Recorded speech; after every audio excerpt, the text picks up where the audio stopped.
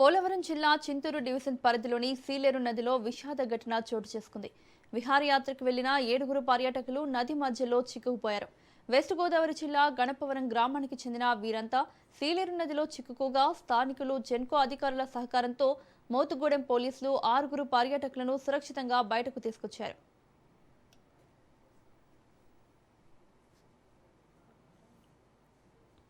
అయితే ఈ ఘటనలో ఒక్కరు గల్లంతయ్యారు. నీటి ప్రవాహం ఒక్కసారిగా పెరగడంతో కొట్టుకుపోయినట్లు తెలుస్తోంది. గల్లంతైన వ్యక్తిని మహంకాళి ఉదయ్ కిరణ్ గా గుర్తించారు. 23 ఏళ్ల ఉదయ్ కిరణ్ భీమవరంలోని అశోక్ కిడ్నీ సెంటర్లో డాక్టర్గా పనిచేస్తున్నారు. ప్రస్తుతం గల్లంతైన యువకుడి కోసం పోలీసులు గాలింపు చర్యలను ముమ్మరం చేశారు.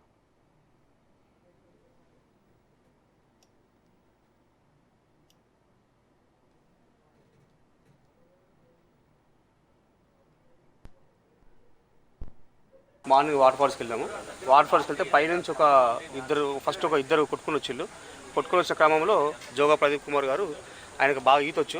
ఆయన వెళ్ళి వాళ్ళని ఇద్దరిని కాపాడిండు. ఆ తర్వాత మళ్ళీ ఒక 10 నిమిషాల తర్వాత మళ్ళీ ఇంకొకరు కొట్టుకుంటూ రావడం జరిగిన తర్వాత మళ్ళీ అతను కూడా కాపాడడం జరిగింది. ఆ తర్వాత మరో ఇద్దరు కొంచెం లాంగ్లో నుంచి కొట్టుకు రావడం జరిగింది. వాళ్ళు ఆ కొట్టుకొచ్చే క్రమంలో ఒకరు మధ్యలో ఉన్న చెట్టు గూళ్ళో ఒకరు ఇరుక్కుపోయారు. ఇంకో అతను మామూలుగా వెళ్ళుకుంటూ ఈత వచ్చారు మేము అనుకున్నాము. మేము కాపాడదామన్నా వాళ్ళు మాకు చాలా లాంగ్ ఉన్నారు. అప్పుడు తాడు వేసినాము, కర్రలు వస్తున్నాయి, ఎన్ని వచ్చినా కానీ తాడు అందని పరిస్థితిలో ఉంది.